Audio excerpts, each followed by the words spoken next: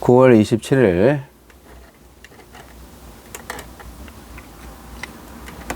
화요일 사무엘하 6장 1절로 11절 말씀.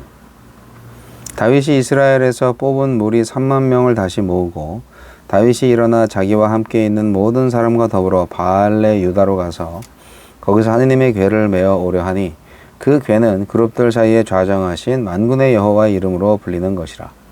그들이 하느님의 궤를 새 수레에 싣고 산에 있는 아비나답의 집에서 나오는데 아비나답의 아들 우사와 아효가 그 새 수레를 모으니라. 그들이 산에 있는 아비나답의 집에서 하나님의 궤를 싣고 나올 때 아효는 궤 앞에서 가고 다윗과 이스라엘 온 족속은 잣나무로 만든 여러 가지 악기와 수금과 비파와 소고와 양금과 제금으로 여호와 앞에서 연주하더라.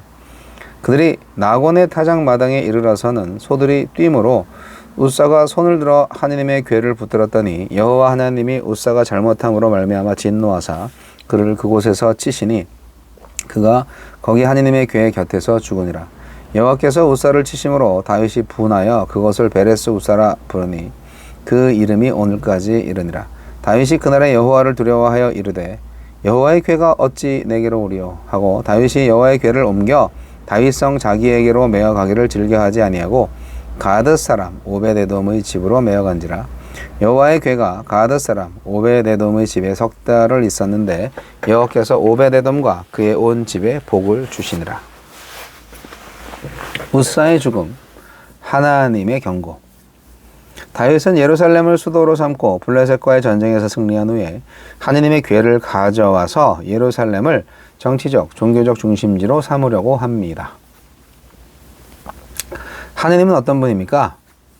하느님은 인간의 관리 보호 대상이 아닙니다.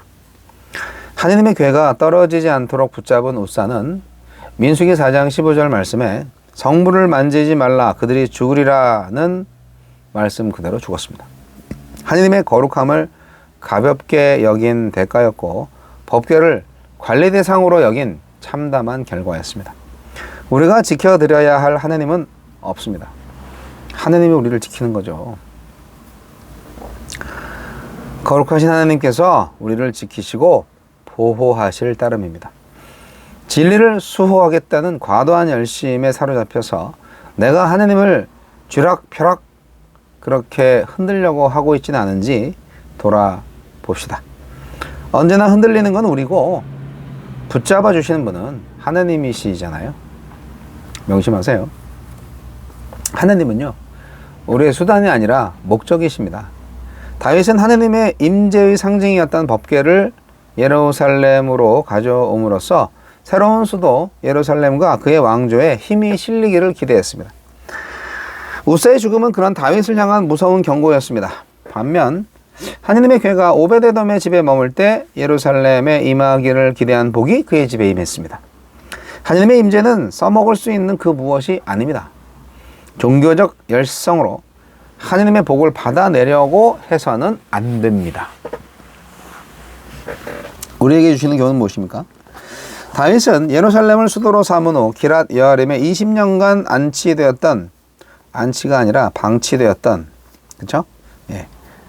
법궤를 수도 예루살렘으로 가져오기를 원했습니다. 법궤가 아비나답의 집에 안치되었던 20년간 주의 말씀도 방치되었기 때문입니다. 말씀으로 하나님과 교제하지 않고는 생기 있는 신앙생활을 유지할 수 없습니다. 하나님과의 교제를 놓치지 맙시다. 다윗이 직접 3만 명을 이끌고 찬양하며 하나님의 궤를 옮기는 행렬에 아비나답의 두 아들이 법궤를 실은 새 수레를 몰았습니다. 율법에 따르면 법궤는 고핫 자손이 어깨로 메어 옮겨야 했지만 오히려 과거 블레셋 사람들이 법궤를 수레에 실어 보낸 방식을 따랐습니다. 화려한 연주와 성거대의 찬양, 수많은 예배 참석자들과 전문가들, 더 효율적인 기술과 시스템에만 취해서 말씀에 순종하는 것을 등한시한다면 하느님이 기뻐하시는 예배가 결코 될 수 없습니다. 주여, 저의 목적을 위해서 신앙을 도구로 삼으려는 유혹으로부터 건져주소서. 아이고, 여호와의 언약궤가 참여했던 그 블레셋과의 전투 아시죠? 이스라엘이 블레셋과 싸워가지고 패배했을 때 블레셋이 바로 이 법궤를 빼앗아가지고 자기들 땅으로 가져갔어요. 그게 사무엘상 5장에 나와 있는데, 근데 이제 그 법궤가 이상하게도 블레셋 사람들한테 아주 화를 줬죠. 뭐 사람이 죽고 막 그래가지고 블레셋 사람들은 이 언약궤를 별로 좋아하지 않았습니다. 그 블레셋이 사울과 싸워가지고 이겨가지고 그 법궤를 빼앗았는데 그거를 이스라엘 성읍 베세메스로 돌려보냈거든요. 근데 베세메스 사람들이 또 언약궤 안을 들여다봐가지고요, 그 사람들도 하느님께서 주시는 재앙을 또 겪어야 됐었어요. 그래서 그때 그들이 언약궤를 기랏 여아림 아비나답의 집으로 보냈고요, 거기서 20년 동안 방치됐던 거예요. 법궤가 어디 있어야 되죠? 성막에 있어야죠. 근데 통일왕국 시대에는 성막이 움직이지 않잖아요. 성막이 이동하지 않아요. 광야의 성막이 아니잖아요. 그래서 예루살렘이 수도니까 그쪽으로 법궤를 가져와야 되겠다. 뭐 당연히 그렇게 생각을 했겠죠. 근데 법궤를 옮기는 게 만만치 않네요. 왜 그랬을까요? 그거는요, 무식해서 그래요. 무식해서. 법궤를 옮기는 방법이 따로 있는데 그거를 모르고 블레셋 군대가 사용했던 최신 기술을 사용한 거지. 수레에다가 법궤를 실었잖아요. 그거 하나님께서 명하신 게 아니잖아요. 출애굽기 37장 5절과 민수기 7장 9절에 보면 고핫 자손이 어깨로 메어서 옮겨야 했다는 게 오늘 해설에도 나와 있는데, 근데 어쨌든 법궤가 떨어졌어요. 떨어질 뻔했고 떨어졌겠죠. 근데 우사가 그 법궤가 떨어지지 않도록 손으로 잡았는데 우사가 즉사해버렸어요. 다윗이 황당했죠. 야, 이 법궤 옮기는 게 보통 일이 아니네. 하나님이 나한테 무슨 감정이 있으시네. 그래가지고 감정이 있는 건 맞아요. 결국은 다윗이 분노했지만 하나님의 진노에 다윗은 두려워할 수밖에 없었습니다. 하나님은 우사에게 진노하셨고 그 진노는 우사의 죽음으로 다가왔습니다. 우사가 잘못했죠. 잘못했는데 우사보다 더 잘못한 사람이 있어요. 바로 다윗이에요. 다윗이 좀 잘 알고 해야 돼요. 근데 다윗은 누구한테 화를 냈을까? 네, 설마 하나님한테 화를 냈을까? 왜 우사를 죽이셨냐고? 아마 자기한테 화가 났을 거예요. 아, 이것도 제대로 못하냐? 나는 바보야. 이랬을 것 같아요. 하나님이 하나님 되실 수 있는 것은 그분의 거룩하심 덕분입니다. 하나님은 그 법궤가 그 하나님 자신의 임재를 상징하는 굉장히 중요한 것이기 때문에 법궤를 관리하는 데 있어서 하나님의 방법대로 했어야만 했습니다.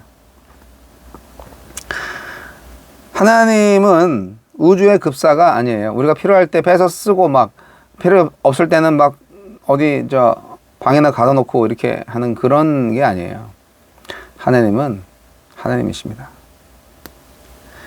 언약궤를 예루살렘으로 인도하는 행사, 여기에 3만 명이 동원됐잖아요. 엄청난 일이죠. 각양각색 찬양과 악기가 총출동합니다. 그런데 법궤 이동의 1차는 이렇게 엄청 실패합니다. 사람이 죽었으니까. 법궤는 절대 만져서도 안 되고 보아서도 안 되고 수레에 태워져도 안 되는 대상이에요. 신명기 4장 4절 6절, 민수기 4장 15절 20절에 그 규정이 나와 있습니다. 그래서 아무리 축하와 기쁨을 같이 해도 이미 불순종이잖아요. 불순종과 이게 축하와 기쁨이 어떻게 공존할 수 있어요? 불순종을 동반한 축하와 기쁨이 하느님께도 기쁨이 되지는 않죠. 이미 불순종인데 하느님은 슬퍼하세요. 하느님이 지금 화가 좀 나 있는데 법궤를 또 만지기까지 해. 그러니까 하느님도 더 이상 못 참겠다 싶었는지 우사를 죽여버립니다. 불쌍한 우사. 사실 다윗이 조금만 생각했으면 이런 일이 일어나지 않았죠. 다윗이 잠깐 자만했던 것 같아요. 그 베세메스에서 일어났던 일을 기억을 했다면 이런 일이 벌어졌을까?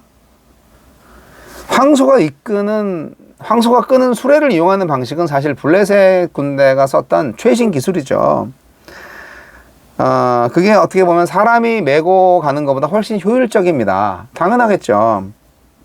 그러나 모든 조건이 다 갖춰져도 순종이 빠진 예배를 하나님께서 기뻐하시겠어요? 그럼 물어봤어야지.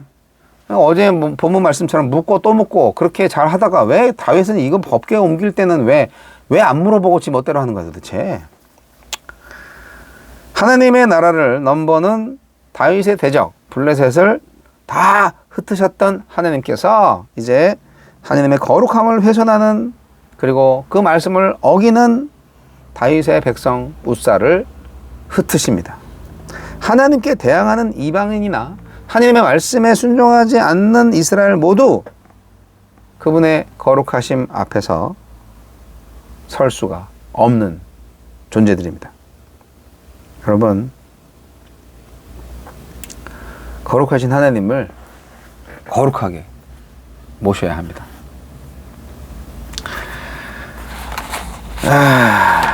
오늘 그 본문 마지막에 오베데돔이 나와요. 다윗이 우사가 죽으니까 더 이상 이 법궤를 옮기지 못하겠다 해가지고 이 근처에 어디 없나 해가지고 오베데돔의 집에 법궤를 두고 후루룩 가버립니다. 털레털레 가버린 거죠. 3만 명이 다 털레털레 간 거예요.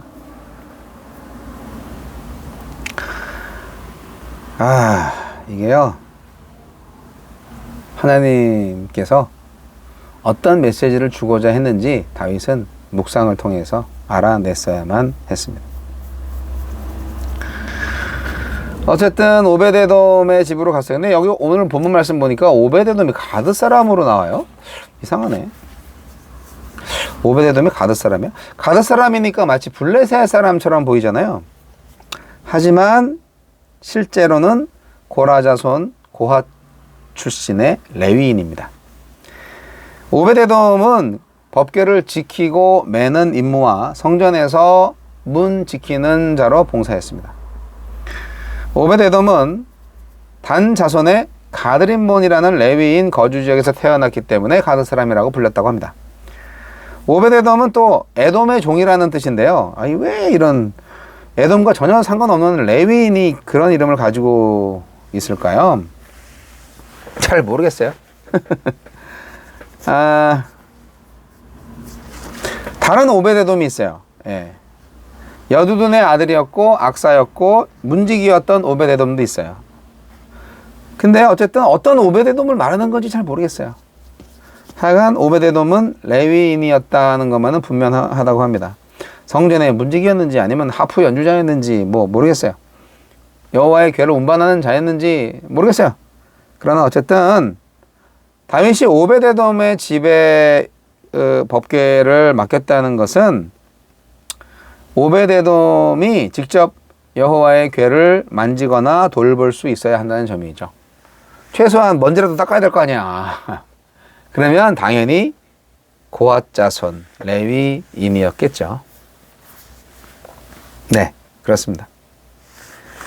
오베데돔은 분명히 여호와의 궤와 접촉해도 가까이 해도 전혀 문제가 되지 않을 사람이었습니다.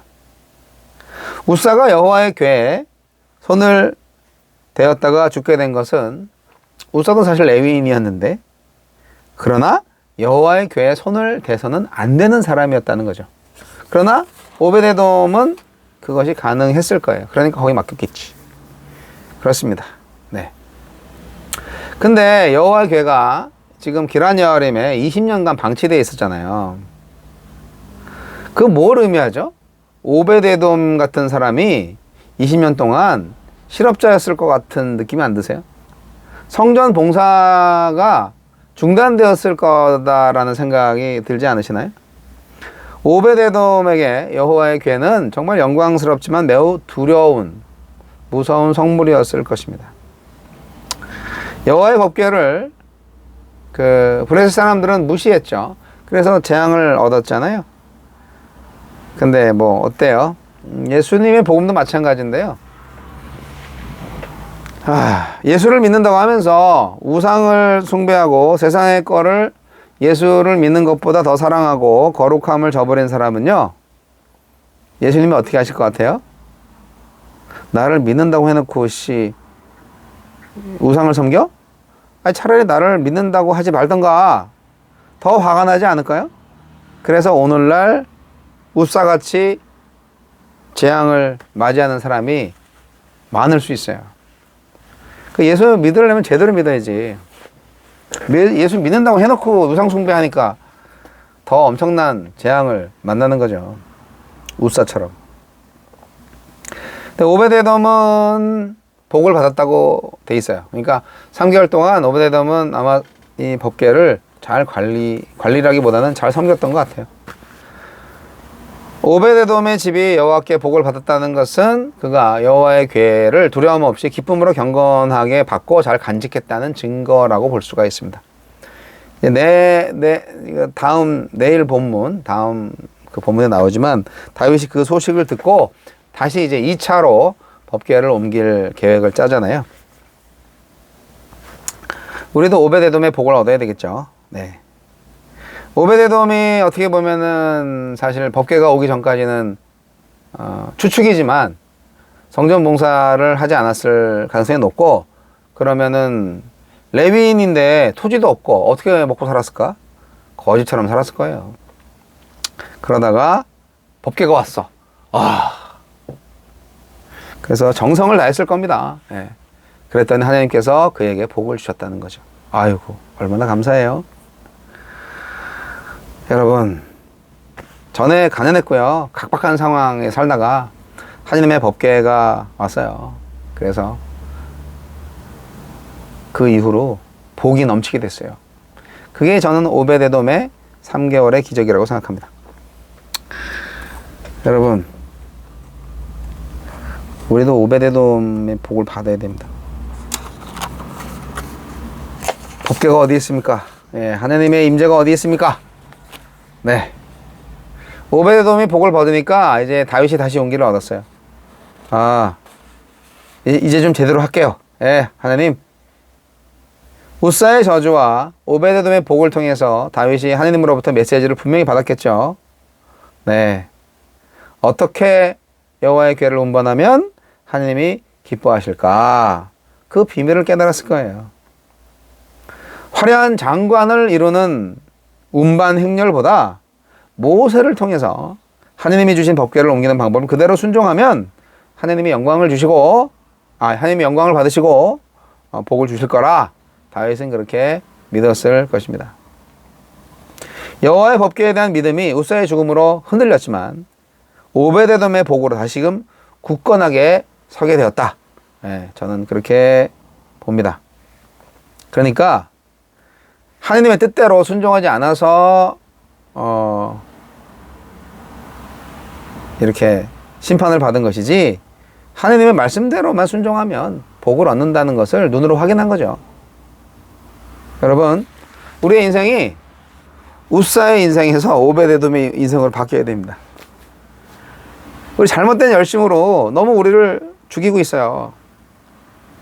하나님께 잘못된 예배, 하나님을 이용하려는 하나님에 대해서 무지한 열심, 그게 우리를 더 죽이고 있어요. 하나님에 대해서 똑바로 알고, 그리고 정말 하나님의 방법대로 하나님을 잘 섬길 수 있기를 바랍니다. 오베데돔의 복이 있을지어다.